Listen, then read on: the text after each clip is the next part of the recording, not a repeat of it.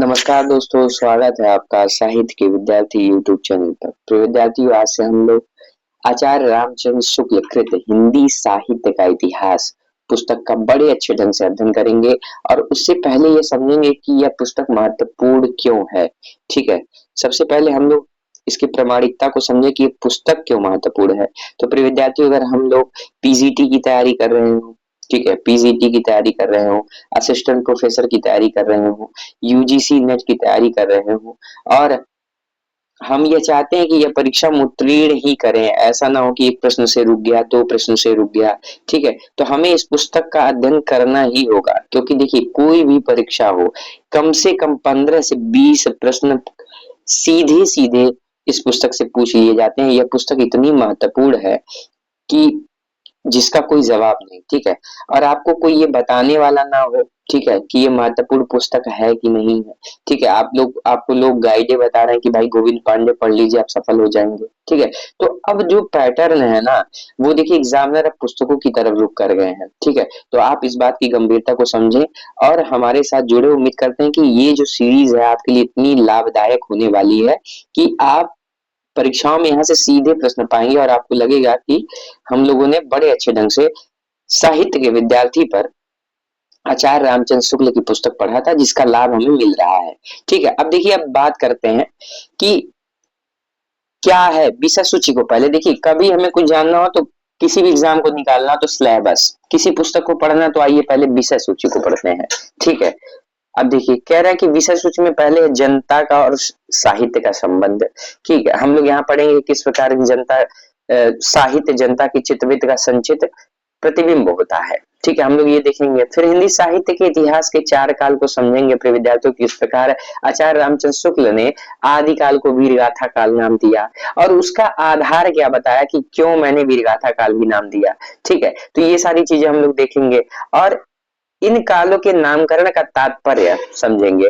अब देखिए, आदिकाल में कुल 4 प्रकरण हैं। ठीक है, अब नेट की परीक्षा में अभी हाल ही में प्रश्न बन के आ गया, प्रकरण 1, प्रकरण 2, प्रकरण 3 सूची ए में दिया।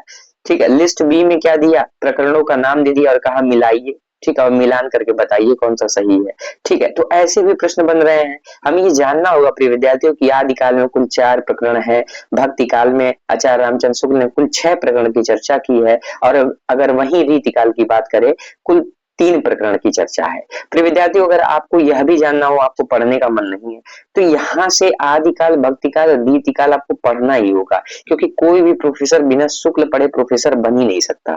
ठीक है, अगर वो झूठ बोल रहे हो तो बात अलग है, शुक्ल आपको पढ़ना ही पड़ेगा। ठीक है, शुक्ल जी को आपको पढ़ना ही पड़ेगा। आइए देखते हैं सामान्य परिचय में क्या है। प्रिय विद्यार्थियों, सामान्य परिचय में हम लोग यह जानेंगे कि हिंदी साहित्य का आविर्भाव काल कैसे। ठीक है, प्राकृताभास हिंदी के सबसे पुराने पद्यों के बारे में जानेंगे। ठीक है, और हम लोग यह भी जानेंगे कि खुसरो की पंक्ति, एक नार ने अचरज किया, सांप मार पिंजरे में दिया। ठीक है, सारंगधर की पंक्ति, विद्यापति की वो पंक्ति जो बालचंद बिंजावई भाषा दुहिल नहीं लगन दुज्जन हासा, जो परीक्षा में पूछ लिया गया। ठीक है, कबीरदास की वो पंक्ति जिसमें हम लोग पढ़ेंगे कि आगिन जो लागी नीर में कंदो, जलिया झारी उत्तर दक्षिण के पंडिता रहे विचारी विचारी। हम लोग यह भी पढ़ेंगे जो नेट 2022 की परीक्षा में पूछा गया कि देसिल बैना सब जन मिठा ते तैसन जंपो अवहट्टा। ठीक है, तो ये सारी बातें हम लोग जानेंगे इस सामान्य परिचय में।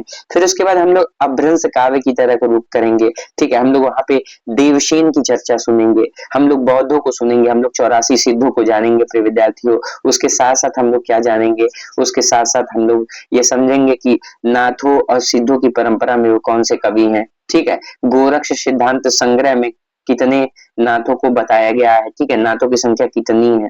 ठीक है, हम लोग लुइपा की पंक्ति को देखेंगे, जिसे लुइपा भी कहते हैं। प्रिय विद्यार्थियों, हम लोग यह भी जानेंगे कि गोरखनाथ का कौन कौन सा ग्रंथ है। ठीक है, क्या शक्ति संगम तंत्र, निरंजन पुराण, बैराट पुराण, विवेक मातम, ये सब गोरखनाथ के संस्कृत ग्रंथ है। क्या सिद्ध सिद्धांत पद्धति का संबंध भी इनसे है। तो ये सारी चीजें हम लोग समझेंगे। ठीक है, प्रकरण 2 में। प्रकरण 3 में जब हम लोग रुक करेंगे तो प्रिय विद्यार्थियों हम लोग रासों की उत्पत्ति के संदर्भ में मत देखेंगे किस प्रकार आचार्य रामचंद्र शुक्ल ने रासों की उत्पत्ति रसायन से बताया। ठीक है, और हम यह जानेंगे कि इसमें कौन कौन से कवि हैं, जैसे पृथ्वीराज रासो, वहां उनकी बातें समझेंगे कि उनके पिता कौन थे, पत्नी कौन थी। ठीक है, जयानक जयानक कृत पृथ्वीराज विजय के अनुसार ठीक है, इसको इन्होंने क्या अप्रामाणिक बताया। ठीक, और हम यह भी देखेंगे कि जयानाकृत पृथ्वीराज विजय के अनुसार उनकी माता का क्या नाम है। ठीक, अब देखिए फुटकल रचनाओं को समझेंगे हम लोग, खुसरो को देखेंगे और विद्यापति को देखेंगे। प्रिय विद्यार्थियों, फिर हम लोग भक्ति काल की तरफ रुख करेंगे। यहाँ पे कुल कितने प्रकरण हैं, तो यहाँ पे कुल 6 प्रकरण हैं। ठीक है, प्रकरण 1 में हम लोग क्या देखेंगे, प्रकरण 1 में हम लोग सामान्य परिचय को देखेंगे। ठीक है, प्रकरण 2 में क्या देखेंगे, तो आइए पहले हम लोग ऐसे सुन लेते हैं, मौखिक रूप से सुनते हैं, फिर अभी हम लोग प्रकरण की तरफ भी रुख करते हैं और देखते हैं कि बात सही चल रही है कि नहीं। प्रकरण 2 में हम लोग देखेंगे भाई साहब ज्ञानाश्रयी में निर्गुण धारा में, ठीक है, निर्गुण धारा के विषय में समझेंगे। ठीक है, जिसमें हम लोग कबीर को देखेंगे, ज्ञानाश्रयी शाखा से संबंधित प्रकरण 2 में। प्रकरण 3 में हम लोग फिर सूफी काव्य की तरफ रुख करेंगे। प्रकरण 4 में हम लोग सगुण धारा के राम भक्ति शाखा को देखेंगे। प्रकरण 5 में हम लोग क्या देखेंगे, तो प्रकरण 5 में हम लोग सगुण धारा के कृष्ण भक्ति, ठीक है, शाखा को देखेंगे। और प्रकरण 6 में हम लोग पुनः की तरह, मतलब पहले की तरह जो है भक्ति काल की फुटकर रचनाएं को देखेंगे, और उसका शीर्षक है प्रकरण 6 का सगुण धारा, उसका भी शीर्षक है। ठीक है, अब देखिए आइए देखते हैं कि हम लोग सही सुन रहे थे कि नहीं। देखिए प्रकरण 2 में क्या है, ज्ञानाश्रयी निर्गुण धारा। ठीक है, प्रकरण 3 में क्या है, निर्गुण धारा में ये सूफी शाखा है। प्रकरण 4 में सगुण धारा है। प्रकरण 5 में क्या है, तो कृष्ण भक्ति काव्य का स्वरूप है। ठीक है, अब देखिए प्रकरण 6 में भक्ति काल की कुछ फुटकर रचनाएं हैं। प्रिय विद्यार्थियों, अब हम देखेंगे कि रीति काल, जिसे उत्तर मध्य काल भी कहा जाता है, इसमें कुल 3 प्रकरण हैं। पहले में देखिए कॉमन है कि सामान्य परिचय, दूसरे में क्या होगा, रीति ग्रंथकार कवि, और इसमें ध्यान दीजिए फुटकल रचनाएं ना होकर शीर्षक क्या है प्रकरण 3 का, रीति काल के अन्य कवि। कभी परीक्षाओं में ऐसे भी प्रश्न बन सकते हैं। ठीक है, अब देखिए आधुनिक काल में हम लोग पहले गद्य का विकास देखेंगे। ठीक है, प्रकरण 1 में सामान्य परिचय, गद्य का विकास। ठीक, उसके बाद क्या देखेंगे, उसके बाद हम लोग प्रकरण 2 में गद्य साहित्य का आविर्भाव देखेंगे। ठीक है, हम लोग पढ़ेंगे किस प्रकार, ठीक है, लक्ष्मण सिंह राजद्वय को पढ़ेंगे।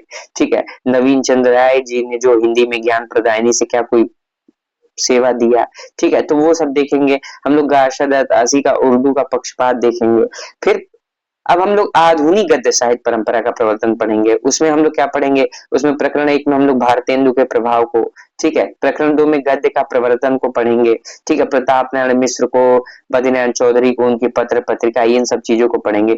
प्रकरण 3 में विद्यार्थी हम लोग क्या पढ़ेंगे, गद्य साहित्य का प्रकार प्रसार, द्वितीय उत्थान, सामान्य परिचय। प्रकरण 4 में हम लोग गद्य साहित्य का निर्माण पढ़ेंगे। ठीक है, इसमें हम लोग बंग भाषा से अन्वित, अंग्रेजी और संस्कृत से अन्वित मौलिक उपन्यास, अन्वित मौलिक, ठीक है, ये सब छोटी छोटी कहानियां। अब देखिए प्रकरण 5 में हम लोग गद्य साहित्य की वर्तमान गति देखेंगे। ठीक है, क्या देखेंगे, वर्तमान गति देखेंगे। अब तृतीय उत्थान में देखिए हम लोग सामान्य परिचय देखेंगे। ठीक है, अब उसके बाद हम लोग देखिए पहले गद्य खंड को देखा, अब हम लोग काव्य खंड को देखेंगे, जिसमें प्रकरण 1 में हम लोग काव्य खंड पुरानी धारा, ठीक है, प्रकरण 2 में काव्य खंड नई धारा। ठीक है, और यहाँ से आप देखेंगे कि कई बार परीक्षाओं में प्रश्न बना। ठीक है, समस्या पूर्ति से कि पपिया पूछे पीयू कहाँ। ठीक है, ये सब चीजों को हम देखेंगे। प्रकरण 2 में हम लोग देखेंगे काव्य खंड नई धारा को। ठीक है, उसमें अब देखिए निबंधों को देखेंगे। हाँ, अब देखिए प्रकरण 3 में हम लोग नई धारा पढ़ेंगे। ठीक है, श्रीधर पाठक द्विवेदी युग वाले जो हैं हरिऔध को पढ़ेंगे, महावीर प्रसाद द्विवेदी को पढ़ेंगे। और फिर विद्यार्थियों हम लोग प्रकरण 4 में नई धारा पढ़ेंगे, काव्यखंड की नई धारा, तृतीय उत्थान को पढ़ेंगे जो 1975 से अब तक है। ठीक है, अब देखिए उसके बाद देखिए अब हम लोग अध्ययन शुरू कर रहे हैं कि प्रथम संस्करण का वक्तव्य क्या है। और आप प्रिय विद्यार्थियों अगर ध्यान से पढ़ेंगे आपको यहाँ से भर भर के प्रश्न मिलने वाले हैं जो परीक्षा में पूछे जा चुके हैं। तो हम लोगों ने प्रिय विद्यार्थियों अब तक क्या देखा, हम लोगों ने देखा कि सर रीतिकाल तक आचार्य शुक्ल की बुक बहुत महत्वपूर्ण है। उसके आगे भी ढेर सारे प्रश्न पूछे गए हैं, लेकिन रीतिकाल तक तो ये समझ लीजिए कि इतना महत्वपूर्ण है कि जितना जितना आपकी शादी नहीं। अब देखिए, अब देखिए अब हम लोग समझेंगे कि प्रथम वक्तव्य, प्रथम संस्करण का वक्तव्य क्या है और यहाँ से कैसे प्रश्न बने हैं उनको अभी अध्ययन करते हुए और उनको हाईलाइट करते हुए आप अपने सामने बुक रख लीजिए और पढ़ना शुरू करते हैं। देखिए कह रहे हैं हिंदी के कवियों का एक वृत्त संग्रह ठाकुर शिव सिंह सेंगर ने सन 1833 में प्रस्तुत किया था। ठीक है, अब देखिए इसका समय हमको कितना मिलता है, 1883 मिलता है। ठीक, आपको लग रहा हो ये गलत है, नहीं ये गलत नहीं है, बल्कि यहाँ ये बता रहे हैं आचार्य शुक्ल कि शिव सिंह सेंगर ने क्या, एक वृत्त संग्रह का यूज किया आचार्य रामचंद्र शुक्ल ने शिवशंकर की पुस्तक के लिए, और वो प्रस्तुत किया 33 में, प्रकाशन 83 में हुआ। ठीक है, अब देखिए उसके पीछे मतलब बाद में सन 1889 में डॉक्टर गियर्सन ने modern vernacular literature of northern Hindustan के नाम से एक वैसा ही बड़ा कविवृत्त संग्रह निकाला। मतलब देखिए इनके लिए वृत्त संग्रह यूज किया, इनके लिए बड़ा कविवृत्त संग्रह यूज किया। अब देखिए आगे क्या किसी के लिए भारी कविवृत्त संग्रह का यूज कर रहे हैं क्या, तो अभी आगे हम लोग देखेंगे। तो दो बातें स्पष्ट हुई, यह स्पष्ट हुई, देखिए प्रश्न पूछा जा चुका है कि वृत्त संग्रह किसको कहा है, तो शिव कुमार सिंह सेंगर के पुस्तक को शिव सिंह सरोज को कहा। किसे बड़ा वृत्त संग्रह कहा, तो जॉर्ज ग्रियर्सन कृत modern vernacular literature of Hindustan. Acharya Shukla इसका समय कितना मानते हैं, 1889 मानते हैं, लेकिन बहुत से विद्वान जो प्रामाणिक भी है 1888 मानते हैं। ठीक है, हमारा इसमें कोई मत नहीं है कि हम आचार्य शुक्ल का नहीं मानेंगे। अगर हमसे आचार्य शुक्ल के अनुसार पूछ ले कभी, तो हमें 1889 ही विकल्प में खोजना है। ठीक है, अब देखिए फिर कह रहे हैं काशी की नागरिक प्रचारी सभा का ध्यान आरंभ ही में इस बात की ओर गया कि सहस्त्रों हस्तलिखित हिंदी पुस्तकें देश के अनेक भागों में राज पुस्तकालयों तथा लोगों के घरों में अज्ञात पड़ी हैं। ठीक है, अब देखिए क्या हुआ, काशी की जो नागरिक प्रचारी सभा थी प्रिय विद्यार्थियों, उनका ध्यान क्या हुआ कि इस बात की ओर गया कि सहस्त्रों से क्या हस्तलिखित हिंदी पुस्तकें देश के अनेक भागों में, कहां पे, राज पुस्तकालयों में, और कहां पे, लोगों के घरों में क्या है, रखी गई है। ठीक है, अब क्या हुआ अज्ञात पड़ी है, कह रहे हैं अतः सरकार की आर्थिक सहायता से उसे सन 1900 से पुस्तकों की खोज का काम हाथ में लिया और सन 1911 तक की खोज की अपनी 8 रिपोर्टों में सैकड़ों अज्ञात कवियों तथा ज्ञात कवियों के अज्ञात ग्रंथों का पता लगाया। अब देखिए कह रहे हैं सन 1913 में इस सामग्री का उपयोग करके मिश्र बंधु श्रीयुत पंडित श्याम बिहारी, सुखदेव बिहारी और गणेश बिहारी मिश्र ने क्या किया, अपना बड़ा भारी कविवृत्त वृत्त संग्रह मिश्र बंधु विनोद, जिसमें वर्तमान काल के कवियों और लेखकों का भी समावेश किया गया है, 3 भागों में प्रकाशित किया। ठीक है, अब ध्यान दीजिए, अगर हमसे मिश्र बंधु विनोद के कुल भाग पूछे तो 4 भाग हैं। ठीक है, कितने भाग हैं, इनके कुल 4 भाग हैं, ये ध्यान रखिएगा, परीक्षा में आप बिल्कुल गलत मत करिएगा। ठीक है, हमसे अगर प्रिय विद्यार्थी ये पूछे कि प्रथम भाग का, ठीक है, प्रथम भाग का प्रकाशन कब हुआ, ठीक है, हमसे पूछे प्रथम 3 भाग का प्रकाशन कब हुआ, तो प्रथम 3 भाग का 1913 में हुआ। ठीक है, जो आचार्य शुक्ल ने बताया भी है।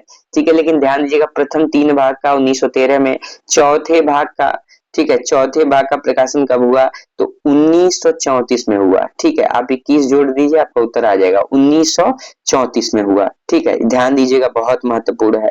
अब देखिए, अच्छा कुल कितने कवि थे, तो 4591 कवि थे। कितने कवि थे, 4591 कवि थे। अब देखिए, अब तक हम लोगों ने देखा 3 महत्वपूर्ण बातें जिन्हें हम फिर से रिवीजन करेंगे। ठीक है, हमसे आचार्य शुक्ल ने बताया, एक तो चर्चा की कवि वृत्त संग्रह, ठीक है, और वृत्त संग्रह कैसे कहा, तो आचार्य शिव सिंह सेंगर कृत शिव सिंह सरोज को कवि वृत्त संग्रह कहा। ठीक है, अब बड़ा कवि वृत्त संग्रह किसे कहा, तो बड़ा कवि वृत्त संग्रह कहा modern vernacular literature of Hindustan. ठीक है, बड़ा कवि वृत्त संग्रह कहा। बड़ा भारी प्रकांड कवि वृत्त संग्रह किसे कहा, तो मिश्र बंधु विनोद को। अरे क्यों नहीं कहेंगे, आप सोचिए जिसमें 4591 कवि हो, ठीक है, तो क्या यह बड़ा कविवृत्त या बड़ा भारी कवि संग्रह नहीं होगा, हाँ होगा। ठीक है, जिसमें 1000 कवि हो, ठीक है, क्या उसे आप प्रिय विद्यार्थी हो, क्या प्रिय विद्यार्थी हो आप उसमें, जिसमें 952 कवि लगभग 1000 कवि हो, तो क्या आप उसे क्या कवि बड़ा कविवृत्त संग्रह कहेंगे कि नहीं, हाँ कहेंगे।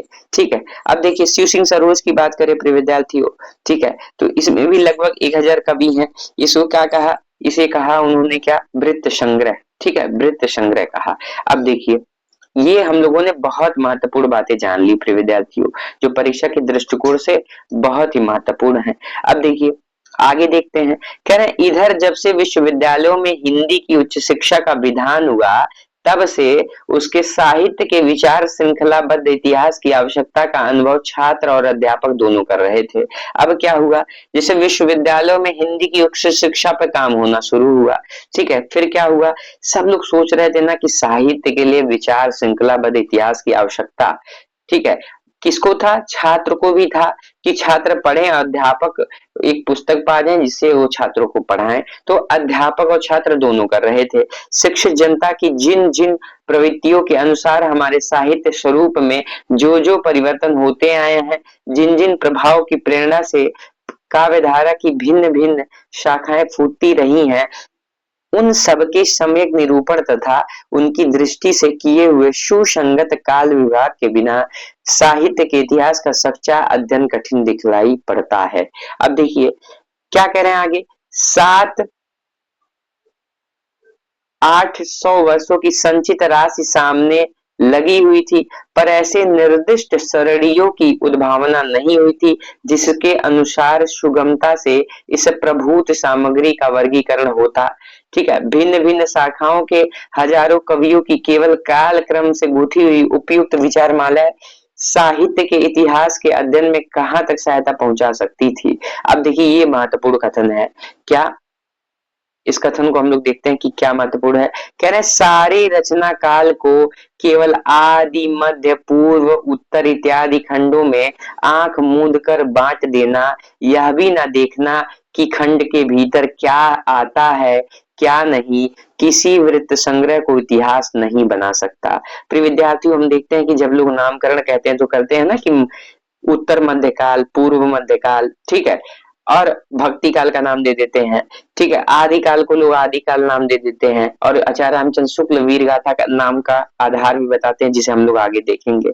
ठीक है, तो ये प्रश्न कथन से बनता है यहाँ पे, ठीक है, ये प्रथम संस्करण के वक्तव्य का बहुत महत्वपूर्ण कथन है कि सारे रचना काल को केवल आदि मध्य पूर्व उत्तर इत्यादि खंडों में आंख मूंद कर बांट देना, यह भी न देखना कि खंड के भीतर क्या आता है क्या नहीं, किसी वित्त संग्रह को इतिहास नहीं बना सकता। अब देखिए आचार्य शुक्ल आगे क्या कह रहे हैं, कह रहे हैं 5 या 6 वर्ष हुए, छात्रों के उपयोग के लिए मैंने कुछ संक्षिप्त नोट तैयार किए थे जिनमें परिस्थिति के अनुसार शिक्षित जनसमूह की बदलती हुई प्रवृत्तियों को लक्ष्य करके हिंदी साहित्य के इतिहास के काल विभाग की रचना की भिन्न भिन्न शाखाओं के निरूपण का एक अच्छा ढांचा खड़ा किया था।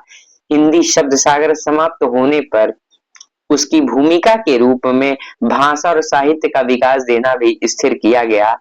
अतः एक नियत समय के भीतर ही यह इतिहास लिखकर पूरा करना पड़ा। साहित्य का इतिहास लिखने के लिए जितनी अधिक सामग्री मैं जरूरी समझता था उतनी तो उस अवधि के भीतर इकट्ठी ना हो सकी, पर जहां तक हो सका आवश्यक उपादान रखकर कार्य पूरा किया गया। प्रिय विद्यार्थियों, आचार्य शुक्ल स्पष्ट कह रहे हैं कि साहित्य की सामग्री के लिए, ठीक है, साहित्य का इतिहास लिखने के लिए मैं जितनी अधिक सामग्री जरूरत समझता हूँ वो मैंने लिया, और ठीक है, और ये पुस्तक लिखने में मैंने उससे सहायता लेकर इस पुस्तक को एक अच्छा रूप दिया है। ठीक है, अब देखिए आगे क्या कह रहे हैं, कह रहे हैं इस पुस्तक में जिस पद्धति का अनुसरण किया गया है उसका थोड़े में उल्लेख कर देना आवश्यक जान पड़ता है। ठीक है, अब देखिए प्रथम वक्तव्य की अगर हम प्रथम संस्करण का वक्तव्य देखें तो हमें ये समझ में आ जाएगा ना कि आचार्य शुक्ल ने अपने बुक में क्या बताया है, ठीक है, और हमें कैसे पढ़ना है। देखिए कह रहे हैं कि पहले काल विभाग को ले लीजिए, ठीक है, पहले काल विभाग को आप लीजिए। कह रहे हैं जिस काल विभाग के भीतर किसी विशेष ढंग की रचनाओं की प्रचुरता दिखाई पड़ी है वह एक अलग काल माना गया और उसका नामकरण उन्हीं रचनाओं के स्वरूप के अनुसार किया गया। ठीक है, अब देखिए मतलब आचार्य शुक्ल यहाँ स्पष्ट कह रहे हैं ना कि जैसे मैंने क्या किया, प्रिय विद्यार्थियों, आचार्य शुक्ल बता रहा है कि मैंने ये किया ना कि जिसमें मुझे जिस जिस काल में विशेष ढंग की रचनाएं दिखी, मान लीजिए वीरगाथा काल में मुझे वीरतापूर्ण रचनाएं दिखी तो मैं उसका नाम वीरगाथा काल रख दिया। लेकिन उन्होंने यह भी आगे कहा कि ऐसा नहीं कि उसमें वीरगाथा काल की रचनाएं हुई और किसी ढंग की रचनाएं नहीं हुई। अभी हम लोग आगे पढ़ेंगे, कह रहे हैं इसी काल का एक निर्दिष्ट सामान्य लक्षण बनाया गया। ठीक है, किसी एक ढंग की रचना की प्रचुरता से अभिप्राय है कि दूसरे ढंग की रचनाओं में से चाहे किसी ढंग की रचना को ले वह परिणामों में प्रथम के बराबर ना होगी। ठीक है, यह नहीं है कि और सब ढंगों की रचनाएं मिलकर भी उसके बराबर ना होंगी। ठीक है।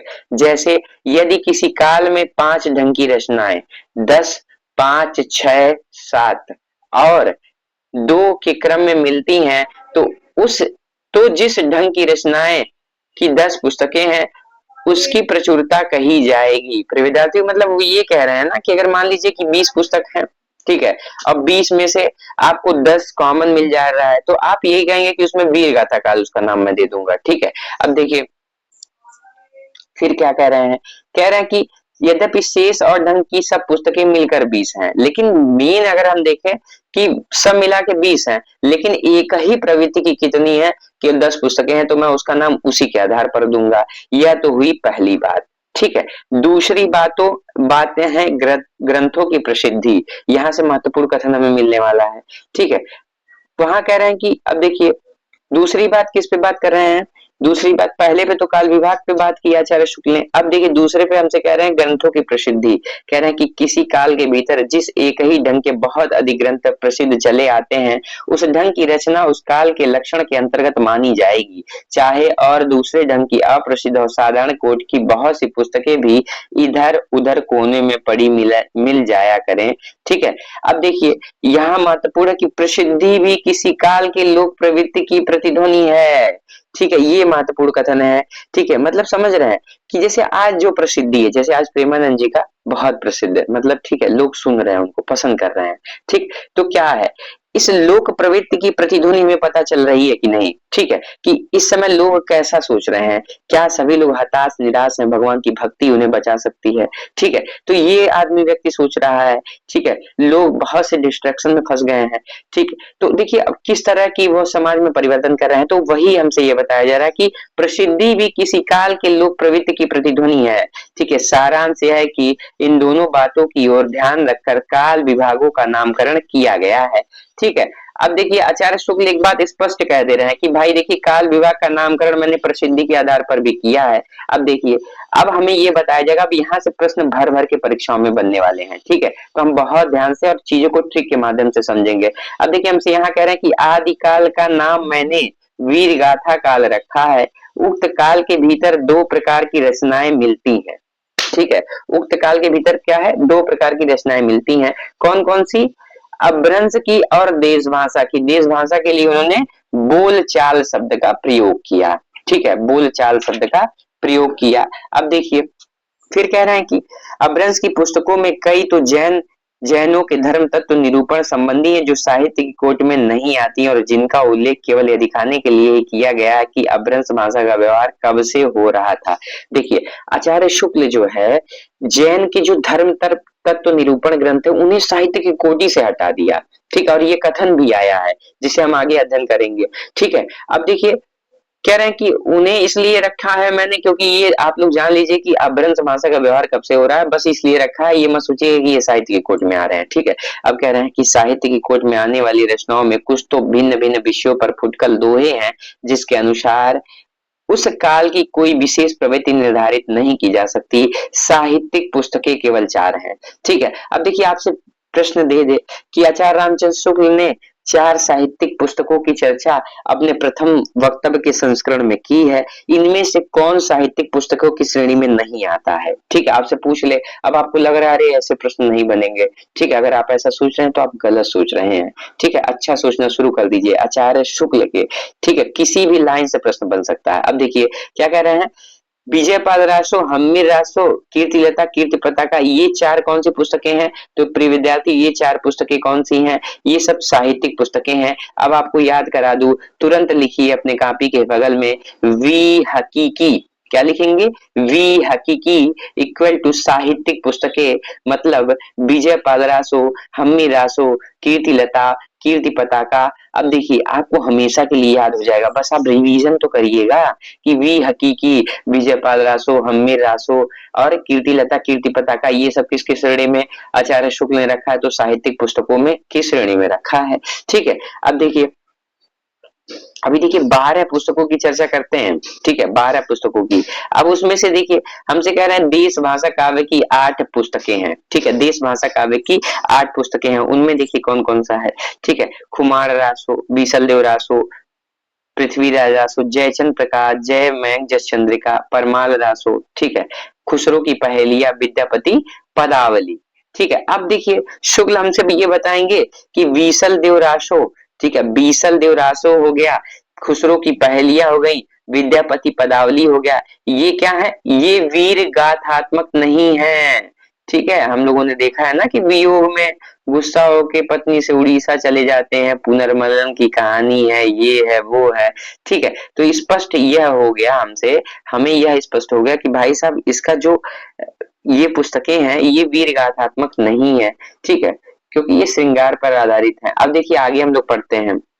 ठीक है, अब देखिए क्या करें, इन्हीं 12 पुस्तकों की दृष्टि से आदिकाल का लक्ष्य निरूपण और नामकरण हो सकता है। इनमें से अंतिम दो तथा विशल देवरासों को छोड़कर शेष सब वीरगाथात्मक ही हैं। अतः आदिकाल का नाम वीरगाथा एक काल ही रखा जा सकता है। जैसे आप इंटरव्यू में पहुंचे, ठीक है, और आपसे परीक्षक पूछ ले कि भैया बताइए आदिकाल का नाम वीरगाथा काल तो आचार्य शुक्ल ने रखा, हमको बताइए कि उन्होंने क्या आधार दिया, कितने पुस्तकों का सहारा लिया और कैसे उन्होंने स्पष्ट किया कि नहीं अब मैं इसको वीरगाथा काल ही कहूंगा। तो प्रिय विद्यार्थियों हम इन 12 ग्रंथों की चर्चा करेंगे।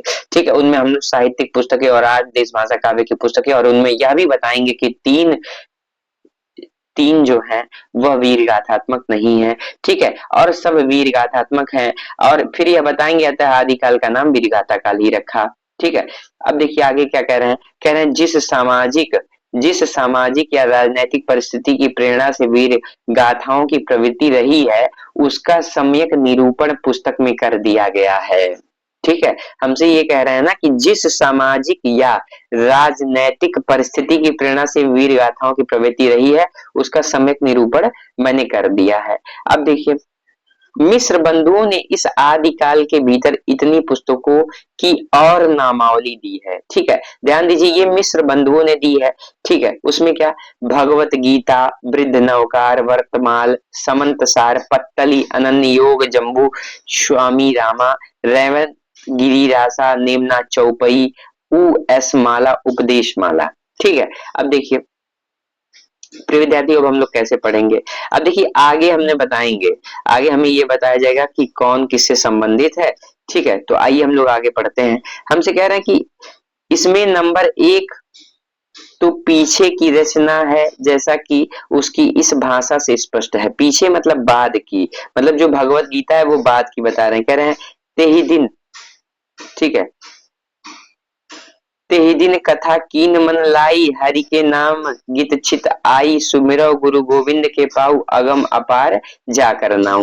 ठीक है, अब कह रहे हैं जो वीर रस की पुरानी परिपाटी के अनुसार कहीं वर्णों का द्वुत देखकर ही प्राकृत भाषा और कहीं चौपाई देखकर ही अवधि या बैसवाड़ी समझते हैं, जो भाव को थाट और विचार को फीलिंग कहते हैं, वे यदि उद्धृत पदों का संमत 1000 से क्या संमत 500 के भी बताएं तो कोई आश्चर्य की बात नहीं है। मतलब देखिए कितना अच्छा कह रहे हैं, जो भाव को थाट और विचार को फीलिंग कहते हैं, वे अगर उद्धृत पदों का सम्मत 1000 के क्या 500 के भी बताएं तो कोई आश्चर्य की बात नहीं है। कह रहे हैं पुस्तक की सम्मत सूचक पंक्ति का या गड़बड़ पाठ ही सावधान करने के लिए काफी है, सहस्त्र संपूर्ण जाना।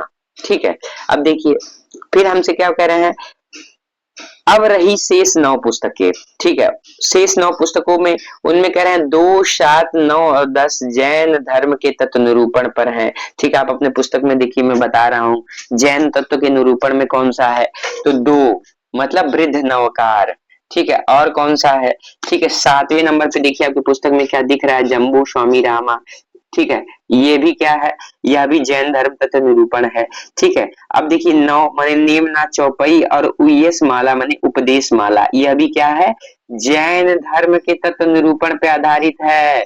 ठीक है, और जैन धर्म के तत्व के निरूपण पे आधारित है, तो अभी शुक्ल बताएंगे कि ये साहित्य की कोटि में नहीं आ सकते। आइए देखते हैं बताते हैं कि नहीं। अब देखिए फिर कह रहे हैं कि और साहित्य की कोटि में नहीं आ सकती, देखिए बता दिया इन्होंने। कह रहे हैं नंबर 6 योग की पुस्तक है, मतलब अनन्य योग जो पुस्तक थी वो योग की पुस्तक है। नंबर 3 और 4 केवल नोटिस मात्र हैं, विषयों का कुछ विवरण नहीं है। ठीक है, अगर हम देखें वर्तमान और संवत्सार, ठीक है, ये पुस्तक क्या है, ये नोटिस मात्र है। ठीक है, इस प्रकार केवल 2 पुस्तकें साहित्यिक पुस्तकें बची हैं जो वर्णनात्मक डिस्क्रिप्टिव हैं, एक में नंद के जोनार का वर्णन है। ठीक है, अगर हम देखें प्रिय विद्यार्थियों, पत्तल में क्या वर्णन है, नंद के जोनार में। दूसरे में गुजरात के रैवत पर्वत का, मतलब रैवत गिरिराज में गुजरात के रैवत पर्वत का वर्णन है। ठीक है, अब आपसे पूछ ले प्रश्न। ठीक है, रैवत गिरिराज में एक पर्वत का, रैवत पर्वत का उल्लेख है जो स्थित है। ऐसे भी प्रश्न बन सकते हैं। अब देखिए आगे कह रहे हैं, अतः इन पुस्तकों की नामावली से मेरे निश्चय में किसी प्रकार का अंतर नहीं पड़ सकता। यदि ये भिन्न भिन्न प्रकार की 9 पुस्तकें साहित्यिक भी होती तो मेरे नामकरण में कोई बाधा नहीं डाल सकती थी, क्योंकि मैंने 9 प्रसिद्ध वीर गाथात्मक पुस्तकों का उल्लेख किया है। ठीक है, अब देखिए आगे क्या कह रहे हैं। आगे कह रहे हैं कि एक ही काल और एक ही कोट की रचना के भीतर जहां भिन्न भिन्न प्रकार की परंपराएं चली हुई पाई गई हैं, वहां अलग अलग शाखाएं करके सामग्री का विभाग किया गया है। ठीक है, जैसे भक्ति काल के भीतर पहले 2 काव्य धाराएं निर्गुण और सगुण धारा निर्दिष्ट की गई है। फिर प्रत्येक धारा की 2-2 शाखाएं स्पष्ट रूप से लक्षित हुई है, जिसमें निर्गुण धारा को ज्ञानाश्रयी और प्रेमाश्रयी शाखा तथा सगुण धारा की राम भक्ति शाखा के अंतर्गत, मतलब निर्गुण में 2 शाखाएं, ज्ञानाश्रयी और प्रेमाश्रयी। ठीक है, फिर वहीं पे प्रिय विद्यार्थियों सगुण धारा की 2 शाखाओं की बात की, एक राम भक्ति शाखा की और एक कृष्ण भक्ति शाखा की। ठीक है, अब देखिए इन धाराओं और शाखाओं की प्रतिष्ठा यूं ही मनमाने ढंग पर नहीं की गई है, उनकी एक दूसरे से अलग करने वाली विशेषताएं अच्छी तरह भी दिखाई गई हैं और देखते ही ध्यान में आ भी जाएंगी। ठीक है, अब देखिए कह रहे हैं रीति काल के भीतर रीतिबद्ध रचना की जो परंपरा चली है, उसका उपविभाग करने का कोई संगत आधार मुझे नहीं मिला। ठीक है, रचना के स्वरूप आदि में कोई स्पष्ट भेद निरूपित किए बिना विभाग कैसे किया जा सकता है। किसी काल विस्तार को लेकर यूं ही पूर्व और उत्तर नाम देकर 2 हिस्से कर डालना ऐतिहासिक विभाग नहीं कहला सकता। यह प्रश्न परीक्षा में पूछा जा चुका है कि यह कथन किसका है, कि किसी काल विभाग को यूं ही पूर्व और उत्तर में बांट कर, ठीक है, पूर्व और उत्तर में बांट कर 2 भाग कर देना साहित्य का इतिहास नहीं कहला सकता। यह कथन किसका है, तो प्रिय विद्यार्थी यह कथन किसका है, तो आचार्य शुक्ल का है। कह रहे हैं जब तक पूर्व और उत्तर के अलग अलग लक्षण न बताए जाएंगे, तब तक इस प्रकार के विभाग का कोई अर्थ नहीं है। इसी प्रकार थोड़े अंतर पर होने वाले कुछ प्रसिद्ध कवियों के नाम पर अनेक काल बाधा चलने पर पहले यह दिखाना आवश्यक है कि प्रत्येक काल प्रवर्तक कवि का यह प्रभाव उसके काल में होने वाले सब कवियों के सामान्य रूप से पाया जाता है। विभाग का कोई पुष्ट आधार होना रीतिबद्ध ग्रंथों की बहुत गहरी छानबीन और सूक्ष्म पर्यालोचना करने पर आगे चलकर शायद विभाग का कोई आधार मिल जाए, पर अभी तक मुझे नहीं मिला है। ठीक है, अब देखिए कह रहे हैं रीतिकाल के संबंध में 2 बातें और कहनी है। क्या, इस काल के कवियों के परिचयात्मक वृत्तों की छानबीन में मैं अधिक प्रवृत्त नहीं हुआ हूँ।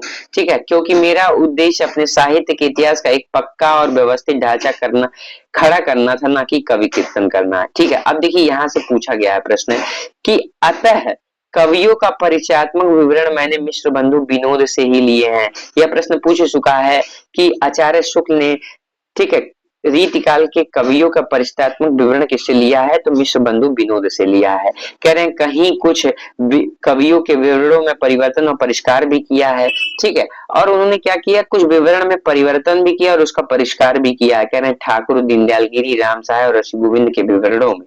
ठीक है, यदि कुछ कवियों के नाम छूट गए हो या किसी कवि के की किसी मिली हुई पुस्तक का उल्लेख नहीं हुआ हो, तो इससे मेरी कोई बड़ी उद्देश्य हानि नहीं हुई है। इस काल के भीतर मैंने जितने कवि लिए हैं या जितने ग्रंथों के नाम दिए हैं, उतने ही जरूरत से ज्यादा मालूम हो रहे हैं। अब देखिए आगे क्या कह रहे हैं शुक्ल जी, कह रहे हैं रीति काल या और किसी काल के कवियों की साहित्यिक विशेषताओं के संबंध में मैंने जो संक्षिप्त विचार प्रकट किए हैं, वे दिग्दर्शन मात्र हैं। ये बहुत महत्वपूर्ण कथन है कि ये किसका कथन है, कि रीति काल या किसी काल के कवियों की साहित्यिक विशेषताओं के संबंध में मैंने जो संक्षिप्त विचार प्रकट किए हैं, वे दिग्दर्शन मात्र के लिए हैं। अब आपसे पैसे पूछ ले कि यह किस इतिहासकार ने अपने पुस्तक के संदर्भ में कहा है, ठीक है, अपने इतिहास ग्रंथ के संदर्भ में कहा है। कह रहे हैं इतिहास की पुस्तक में किसी कवि की पूरी क्या अधूरी आलोचना भी नहीं की जा सकती है, ठीक है। मतलब सीधे आचार्य शुक्ल बड़ा अच्छा कथन दे रहे हैं कि मतलब अगर इतिहास की पुस्तक है, आप उसमें किसी एक कवि की पूरी क्या अधूरी आलोचना भी नहीं कर सकते, क्योंकि आलोचनात्मक बुक तो है नहीं, ठीक है। अब देखिए, कह रहे हैं किसी कवि की आलोचना लिखनी होगी तो स्वतंत्र प्रबंध या पुस्तक के रूप में लिखूंगा, ठीक है। अब देखिए, कह रहे हैं बहुत प्रसिद्ध कवियों के संबंध में थोड़ा विस्तार से लिखना पड़ा है, ठीक है। जैसे उन्होंने क्या किया, उन्होंने अगर आप देखिए चिंतामणि के संदर्भ में लिखा, ठीक है। उन्होंने अगर बिहारी के संदर्भ में, सूरदास जयसी, तो प्रसिद्ध कवियों के संदर्भ में थोड़ा लंबा लिखा, बड़ा लिखा, वही कह रहे हैं। कह रहे हैं कि किसी कवि की आलोचना लिखनी होगी तो स्वतंत्र प्रबंध या पुस्तक में लिखूंगा, जैसे गोस्वामी तुलसीदास नामक आलोचना पुस्तक हम देखे, रश्मि मानसा देखे, ठीक है। कह रहे हैं कि बहुत प्रसिद्ध कवियों के संदर्भ में थोड़ा विस्तार से लिखना पड़ा, पर यह भी विशेष प्रवृत्ति का ही निर्धारण किया गया है। यह अवश्य है कि उनमें कुछ प्रवृत्तियों को मैंने रसोपयोगी और कुछ को बाधक कहा है, ठीक है। अब देखिए आगे हमसे क्या बता रहे हैं, हमसे कह रहे हैं कि आधुनिक काल में गद्य का आविर्भाव सबसे प्रधान साहित्यिक घटना, यह प्रश्न पूछा जा चुका है कि आधुनिक काल में गद्य का आविर्भाव सबसे प्रधान साहित्यिक घटना, यह कथन किसका है, ठीक है। इसके इसलिए उसके प्रसार का वर्णन विशेष विस्तार के साथ करना पड़ा है। मेरा विचार इस थोड़े से काल के बीच हमारे साहित्य के भीतर जितनी अनेक रूपता का विकास हुआ है, उनको आरंभ तक लाकर उसमें आगे की प्रवृत्तियों का सामान्य और संक्षिप्त उल्लेख करके ही छोड़ देने का था, ठीक है। क्योंकि क्योंकि वर्तमान लेखकों और कवियों के संबंध में कुछ लिखना अपने सिर एक बला मूल लेना ही समझ पड़ता था। इसको इम्पोर्टेंट लगाइएगा कि वर्तमान लेखकों और कवियों के संबंध में कुछ लिखना अपने सिर एक बला मोल लेना ही समझ पड़ता था। यह कथन किसका है या किस इतिहासकार का है, तो आचार्य रामचंद्र शुक्ल ने कहा, ठीक है। अब देखिए, कर पर जी न माना वर्तमान सहयोगियों तथा उनकी अमूल्य कृतियों का उल्लेख भी थोड़े बहुत विवेचन के साथ डरते डरते किया गया है, ठीक है। लेकिन क्या कह रहे हैं कि जी नहीं माना, ठीक है, जी नहीं माना, ठीक है। और उन्होंने थोड़ा थोड़ा वर्णन कर दिया। अब कह रहे हैं कि वर्तमान काल के अनेक प्रतिभा संपन्न और प्रभावशाली लेखकों और कवियों के नाम जल्दी से या भूल से छूट गए हो, इसके लिए तथा उससे भी अधिक उनकी कृतियों से विशेष रूप से परिचित मान भाव से क्षमा की प्रार्थना है। जैसा पहले कहा जा चुका है कि यह पुस्तक जल्दी में तैयार करनी पड़ी, इससे इसका रूप जो मैं रखना चाहता था वह भी इसे पूरा नहीं प्राप्त हो सका। कवियों और लेखकों के नामों लेख के संबंध में एक बात का निवेदन और है, इस पुस्तक का उद्देश्य संग्रह नहीं था, इससे आधुनिक काल के अंतर्गत समान लक्षणों और प्रवृत्तियों के वर्णन की ओर अधिक ध्यान दिया गया है। अगले संस्करण में इस काल का विस्तार कुछ और अधिक हो सकता है, ठीक है। फिर कह रहे हैं आचार्य शुक्ल, कहने की आवश्यकता नहीं है कि हिंदी साहित्य का इतिहास हिंदी शब्द सागर की भूमिका, आप देखिए टीजीटी किस में यही प्रश्न आ गया था, ठीक है, यहीं से प्रश्न बना था।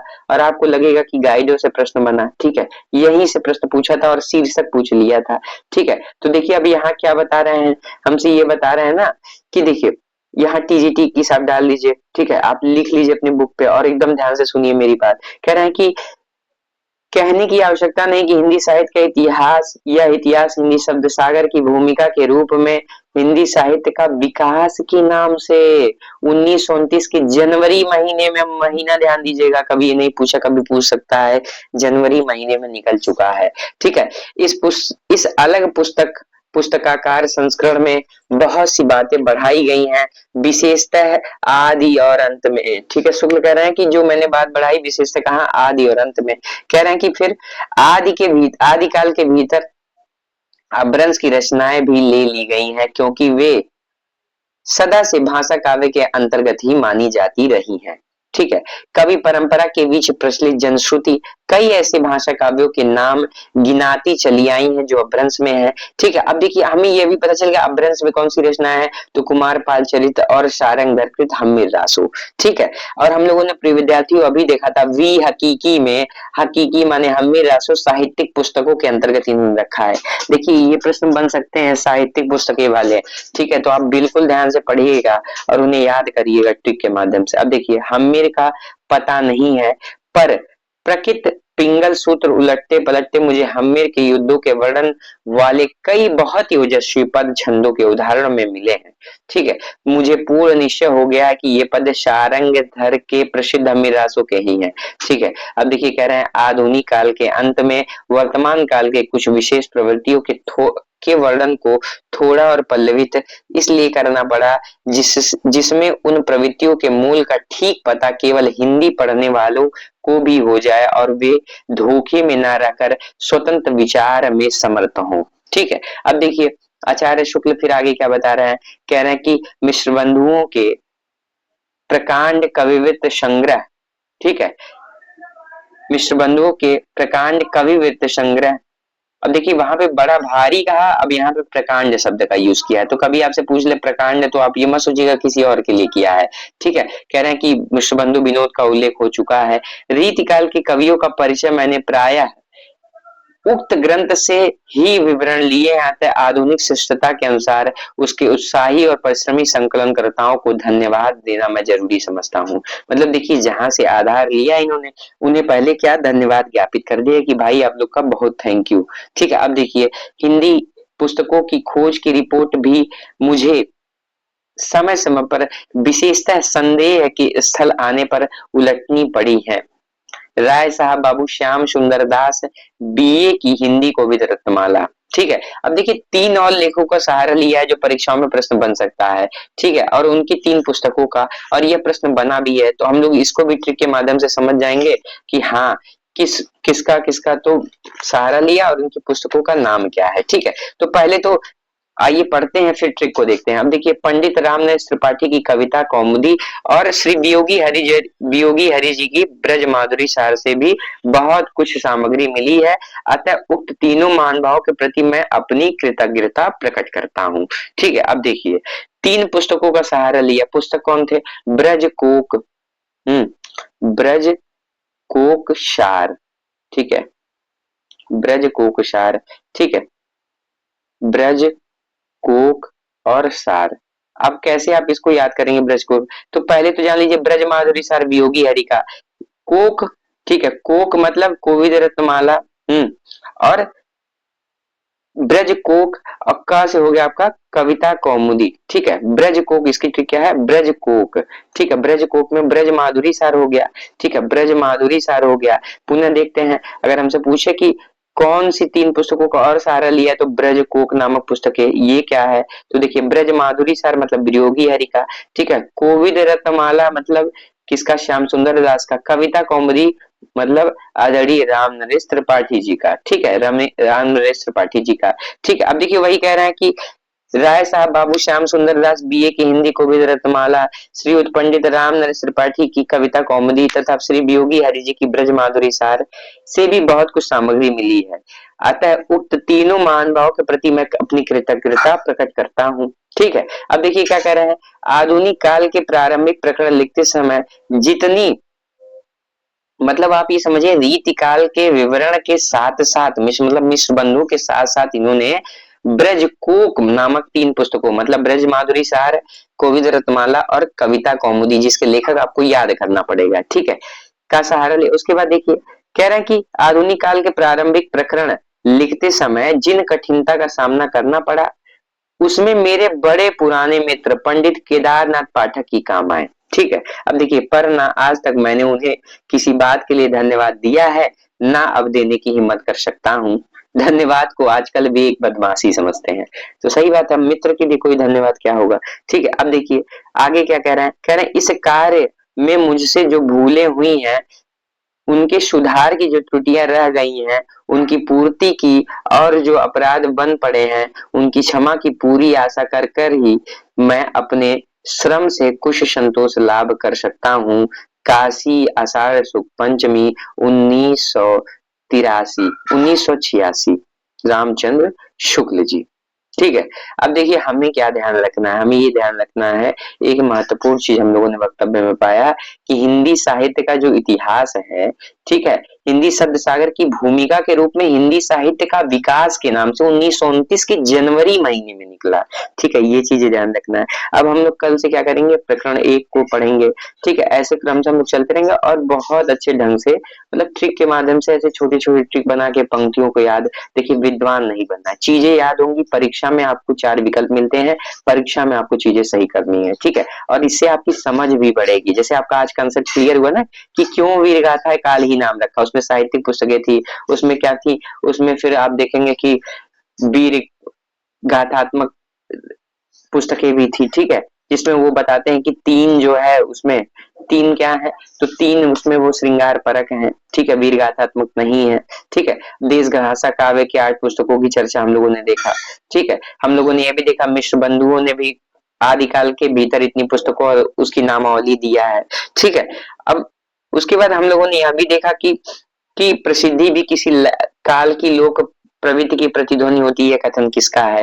ठीक है, हम लोगों ने यह भी देखा कि सारे रचना काल को केवल आदि मध्य पूर्व उत्तर इत्यादि खंडों में आंख मूंद कर बांट देना, यह भी ना देखना कि खंड के भीतर क्या आता है क्या नहीं, किसी वृत्त संग्रह को इतिहास नहीं बना सकता।